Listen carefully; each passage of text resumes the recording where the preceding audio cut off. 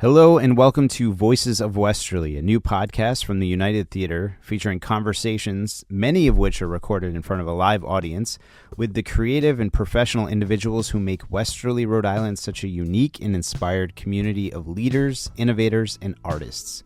I'm your host, Tony Nunes, Artistic Director of the United Theater, here in the beautiful downtown arts district of Westerly, Rhode Island. The Voices of Westerly series is inspired by Westerly photographer and artist Josh Behan, who created a Faces of Westerly portrait series, which we premiered here a couple of years ago at the United and is now on permanent display and rotation in our halls. Voices of Westerly live discussions will take place monthly in our post-credit scene event space here at the United.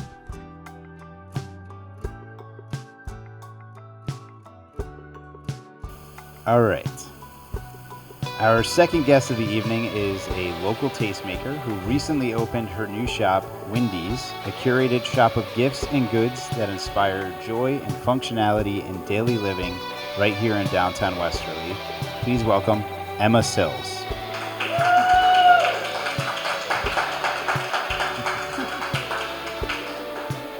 Hello, Emma. Hi, thank you for having me. Oh, thank you for coming.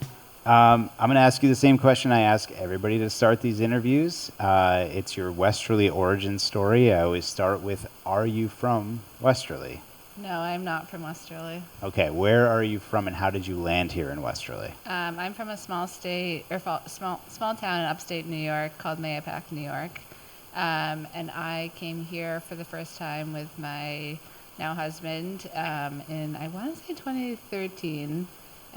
He had been coming here for a long time, and it was the first trip we took, and he introduced me to Westerly.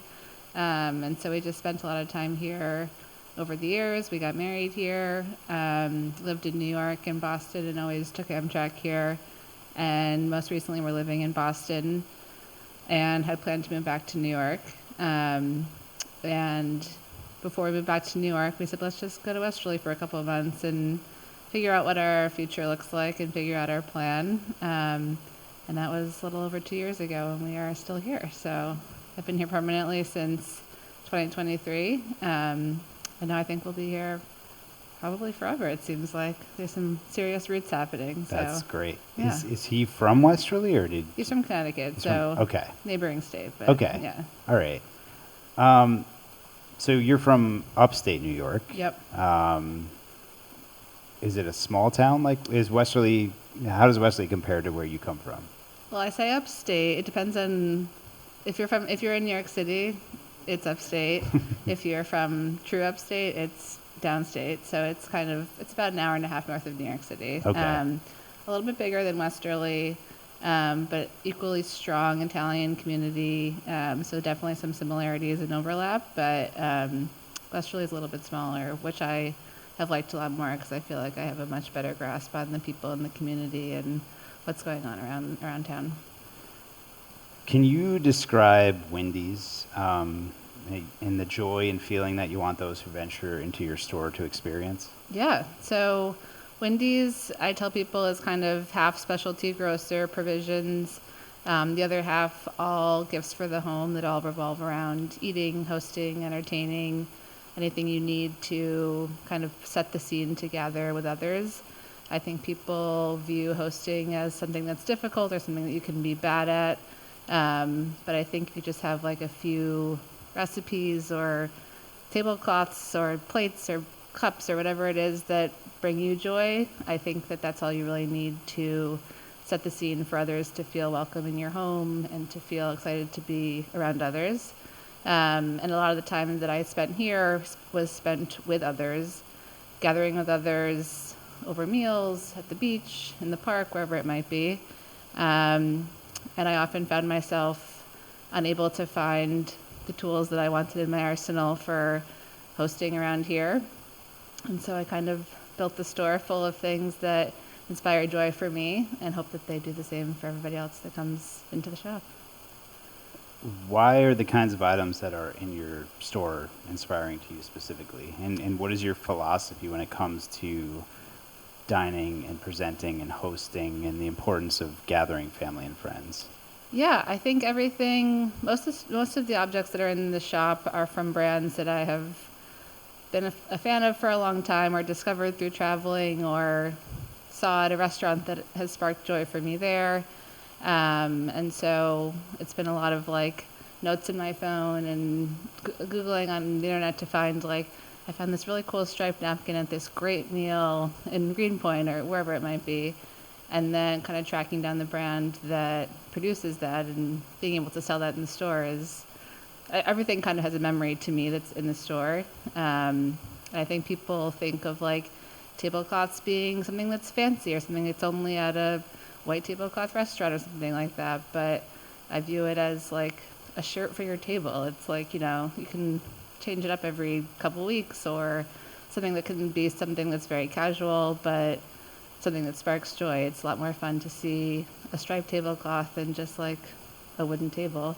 And so I've been trying to, with my own family and friends and people that come into the store, make them realize that it doesn't have to be a fancy thing. You can have a pie server that looks fancy. It's not expensive, but just feels a little more fun to use something that's special to you.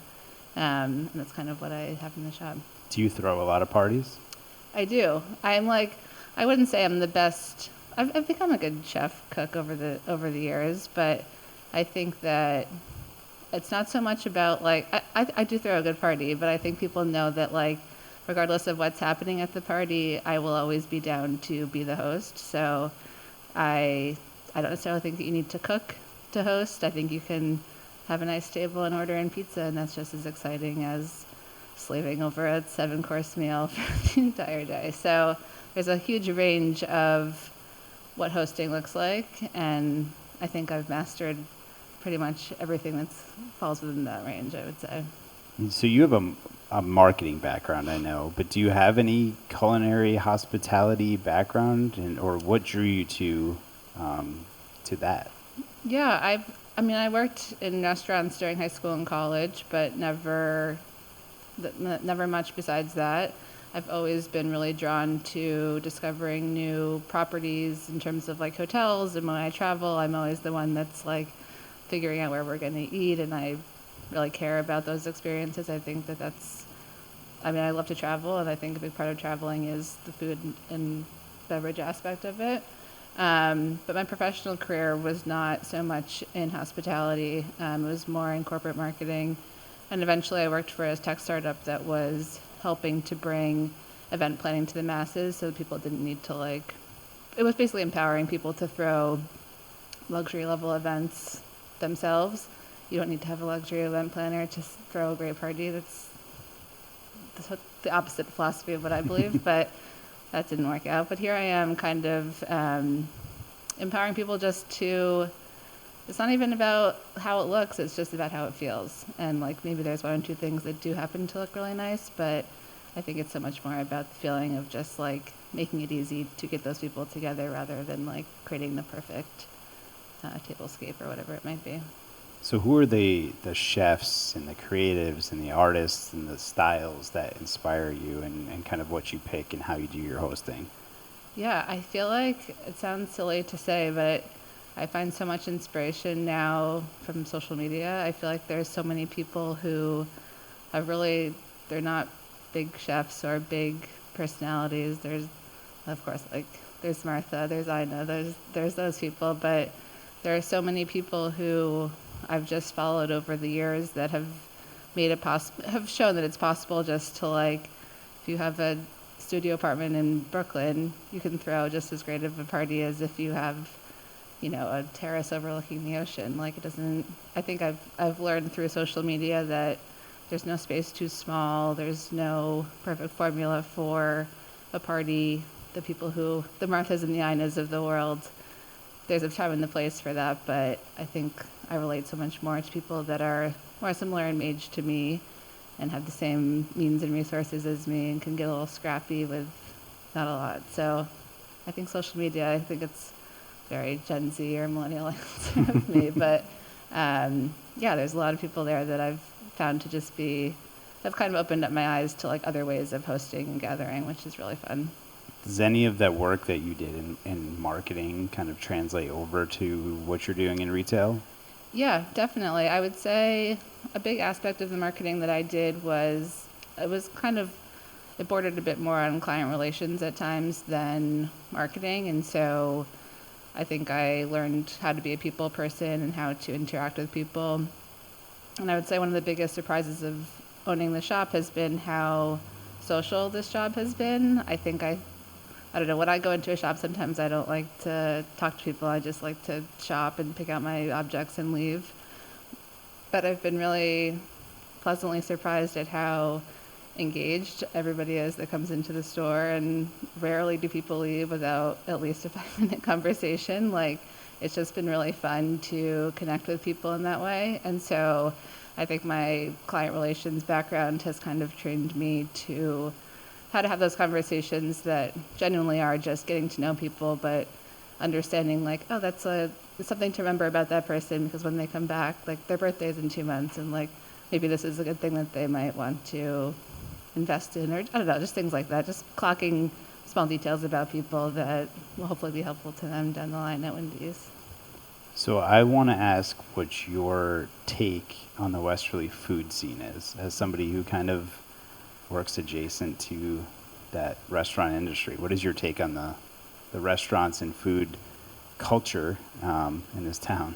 I think we are very lucky with what we have going on here. I think we have really great restaurants. I always welcome more. I always want to see more restaurants pop up, and I always want to try new places, so the more the merrier for sure. But I think we are really lucky with what we have here. I know it's evolved a lot over the last couple of years specifically, but I feel like the fact that we have so many options that are great, I feel really lucky about that. I didn't think I'd be able to leave New York or Boston and find a food scene that was as exciting to me. And like, obviously there aren't as many options, but when it's a Friday night and it's like, where do we want to go? And we were able to pick from more than decent places. Like, to me, that's amazing. And everywhere you go, it's good food, but it's also, the people are great. Mm-hmm. People that are making the food, serving the food, making the drinks, like, every experience is so lovely. So that makes it so much better. And that leads into my next question, which I ask everybody, which is, what are your 3 favorite places in Westerly? Okay, so I would say the store, Wendy's, has become quickly my favorite place to be. I think it's just like opened up this community for me so much, which has been so great. I've met so many amazing people from Westerly there. It's across in the park, so the location itself is actually amazing, and there's great light, and it's just a really happy place to be. So I do love Wendy's. I love the beach, so can't not put that on the list. And then I would say I've been spending a lot of time at the Avondale Preserve walking my dog, and so that has been somewhere that I discovered like after I moved here, and I just love walking around there. I think it's a really beautiful That's a place. beautiful spot. Yeah. So. You're the first person to say that answer too, which is surprising to me. I love it there. I know. Yeah. All right. I end all of these interviews the same way, with a 3-part question. One that kind of sets the path forward for you in Westerly and looks to the future. What is next for you? What would you like to see happen in this community over the next few years? And how do you hope to be a part of that? Well, next for me is I'm having a baby here, so that to me is very exciting, but I'm very excited to be having a baby in Westerly. I feel like I'm so happy to like have my child grow up in this community. I think that's just very exciting to me. So that's what's next for me. What I hope to see is, I think, just keeping on the path that we are on right now. I feel like I just want to see more of what's been happening. I feel like I talk to so many people who come in and are always like, oh, like I want to open a store, or, you know, talk about their dreams of opening something, whether it's similar to what I'm doing or other types of stores. And I hope that those people make it happen, because I think that there's so much potential. There's not just potential, but there's just, the community is here, the bars and restaurants are here. I think just more things that will get people into downtown, to me, just keeping on this path is what I hope to see for the future of Westerly. And I hope to be involved in that and helping those people get that going. And I hope to be someone I think it's really exciting to be part of a community that's still growing. And so I hope I can be a helping hand or an ear to someone to talk to, or just kind of help people do what I'm doing. Not that I'm doing it well yet, but it's fun and it's exciting, and I'm seeing what the potential of it could be, and that's really exciting to me. So I hope I can help other people do the same thing. That's a great answer. More people coming in and doing the things they love. Yeah. Yeah. That's exactly why we do these talks, is Yeah. to talk to people like you who are doing interesting things and moving into the community and just figuring out why and what's next. Totally. And I would say, like, what I've done in the store is everything that's in the store is what I love. And I actually talked to Lee about this on his podcast. But, you know, I think if people create things that they love and that speaks to them, I've been surprised that also speaks to other people in the community. And it helps to kind of follow what your own unique dreams and vision are. And chances are that it's going to resonate with other people in the community as well. So, yeah. That's great. Well, thank you for joining us. Thanks for having Emma. me.